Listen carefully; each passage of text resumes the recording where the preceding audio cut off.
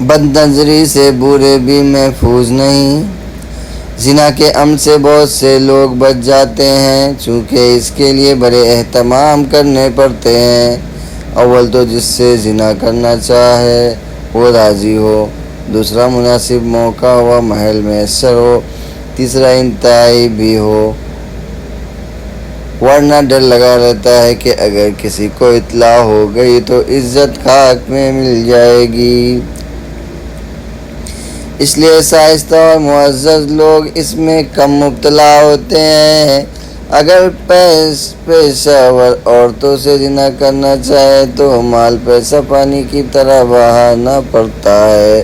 مزید برآں ایڈز، آتش سوجاک جیسی موذی بیماریوں کا ڈر لگا رہتا ہے۔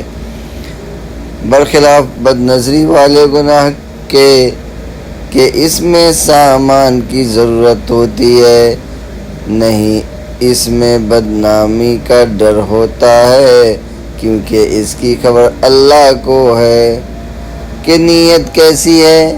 وہ بوڑھے جو عملی طور پر جمع کی قدرت نہیں رکھتے وہ بھی بد نظری کے گناہ میں مبتلا ہو جاتے ہیں، بلکہ اس میں گناہ کی حسرت کوٹ کوٹ کر بڑی ہوتی ہے۔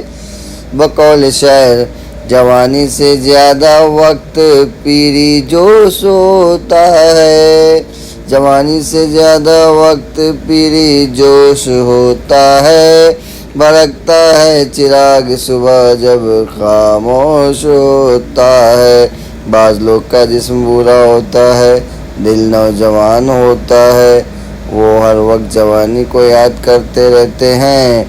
پیری تمام ذکر جوانی میں کٹ گئی، کیا رات تھی کہ ایک کہانی میں کٹ گئی۔ بعض کی ٹانگیں قبر میں پہنچ کر جھک جاتی ہے، پھر بھی انہیں جوانی کی تلاش رہتی ہے۔ بقول شاعر، یہی کہیں تھی جوانی مگر پتہ نہ چلا، یہی کہیں تھی جوانی مگر پتہ نہ چلا، اس کو ڈھونڈ رہا ہوں کمر جھکائے ہوئے۔ سوچنا چاہیے، اگر جوانی غفلت میں گزر چکی تو چلو بڑھاپے میں ہی رب کو یاد کر لیں، مگر یہاں تو الٹی گنگا بہتی ہے۔ عہد پیری میں جوانی کی امنگ، آہ کس وقت میں کیا یاد آیا۔ طرفہ تماشا یہ بھی ہے، عورتیں بوڑھے سمجھ کر اس سے پردے کا اہتمام بھی نہیں کرتے۔ اس سے بد نظری کے گناہ میں اور زیادہ آسانی ہو جاتی ہے۔ شہوت پرست بوڑھے بال سفید کر لیتے ہیں جبکہ دل سیاہ کر بیٹھتے ہیں۔ روز محشر زبان حال سے کہیں گے، نہ کردہ گناہوں کی بھی حسرت کی ملی داد، نہ کردہ گناہوں کی بھی حسرت کی ملی داد۔ یا رب اگر ان کردہ گناہوں کی سزا ہے، یا رب اگر ان کردہ گناہوں کی سزا ہے۔ حضرت تھانوی رحمۃ اللہ علیہ فرماتے ہیں کہ مجھ سے ایک بوڑھے آدمی ملے جو بہت سے کاموں میں متقی تھے، مگر انہوں نے اپنی حالت بیان کی کہ میں غیر محرم کو للچائی نظروں سے دیکھنے میں مبتلا ہوں۔ بد نظری کا کتنا نقصان ہے کہ بوڑھا آدمی قبر کے کنارے تک پہنچ جاتا ہے مگر یہ موذی مرض ساتھ لگا رہتا ہے۔ بد نظری سے توفیق عمل چھن جاتی ہے۔ حضرت شیخ الحدیث مولانا محمد زکریا رحمۃ اللہ علیہ فرماتے ہیں، بد نظری نہایت ہی مہلک مرض ہے۔ ایک تجربہ تو یہ میرا بھی اپنے بہت سے احباب پر ہے کہ ذکر شغل کی ابتدا میں ذلت ذکر شغل کی ابتدا میں لذت و جوش کی کیفیت ہوتی ہے، مگر بد نظری کی وجہ سے عبادت کی حلاوت اور لذت فنا ہو جاتی ہے، اور اس کے بعد رفتہ رفتہ عبادت کے چھوٹنے کا ذریعہ بھی بن جاتا ہے۔ مثال کے طور پر اگر صحت مند نوجوان شخص کو بخار ہو جائے اور اترنے کا نام ہی نہ لے تو لاغر اور کمزوری کی وجہ سے اس کے لیے چلنا پھرنا مشکل ہو جاتا ہے۔ کوئی کام کرنے کو دل نہیں چاہتا، بستر پر پڑے رہنے کو جی چاہتا ہے۔ اس طرح جس شخص کو بد نظری کی بیماری لگ جائے تو وہ باطنی طور پر کمزور ہو جاتا ہے، نیک عمل کرنا اس کے لیے مشکل ہو جاتا ہے۔ دوسرے لفظوں میں اس سے عمل کی توفیق چھن جاتی ہے۔ نیک کام کرنے کی نیت بھی کرتا ہے تو بد نظری کی وجہ سے نیت میں فتور آ جاتا ہے۔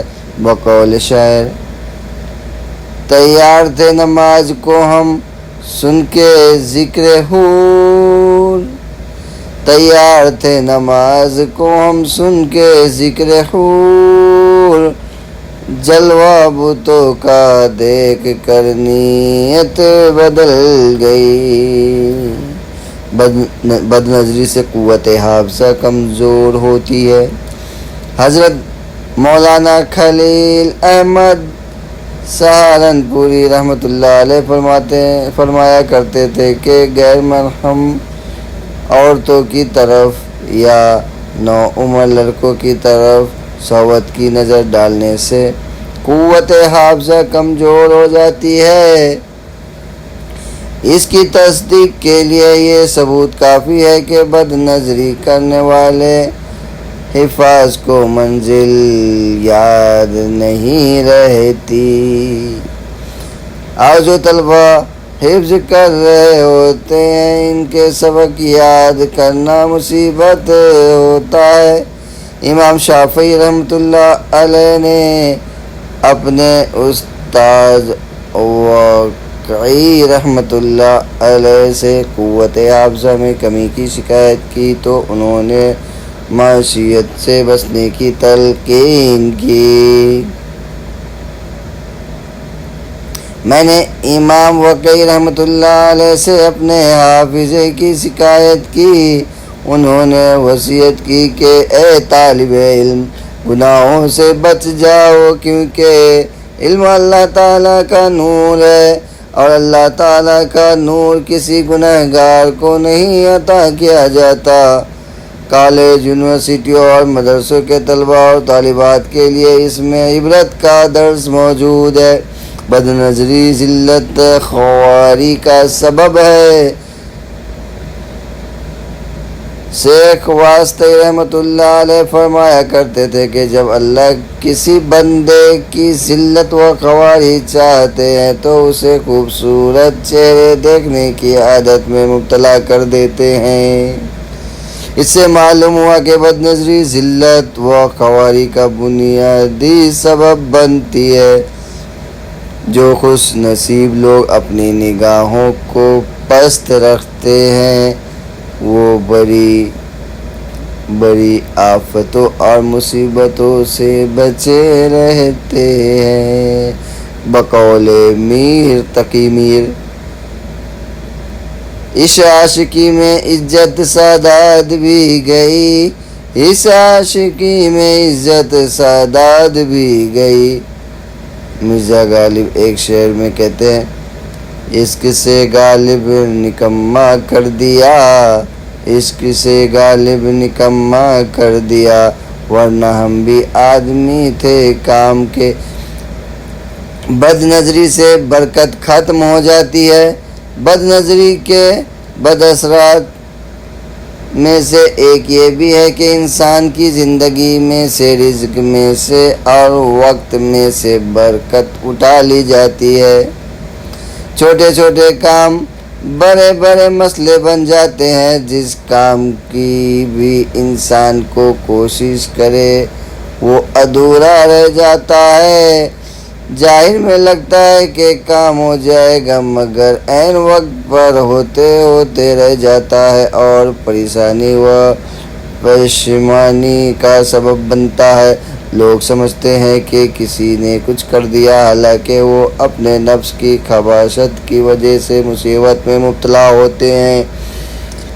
اپنی زبان سے اقرار کرتے ہیں کہ ایک وقت تھا کہ مٹی کو ہاتھ لگانے سے سونا بن جاتی تھی، اب سونے کو ہاتھ لگاؤ تو مٹی بن جاتی ہے۔ معلوم ہوا کہ بد نظری کی وجہ سے انسان کی زندگی سے برکت اٹھا لی جاتی ہے۔ بد نظری کرنے والے سے شیطان پر امید رہتا ہے۔ ایک بزرگ کی شیطان سے ملاقات ہوئی۔ انہوں نے شیطان لعین سے پوچھا کہ ایسے نقصان دہ عمل کی نشاندہی کرو جس کی وجہ سے انسان بآسانی تمہارے جال میں پھنس جاتا ہے۔ اس مردود نے جواب دیا کہ غیر محرم کی طرف شہوت کی نظر کرنا ایسا کام ہے کہ میں اس بندے سے پر امید رہتا ہوں کہ کبھی نہ کبھی اس کو گناہ میں ملوث کر کے اپنے جال میں پھنسا لوں گا۔ جو لوگ نگاہیں نیچی رکھتے ہیں میرے بہت سے حربے ان پر کارگر ثابت نہیں ہوتے۔ میں نے چاروں سمتوں سے اولاد آدم کو بہکانے کی قسم کھائی ہوئی ہے۔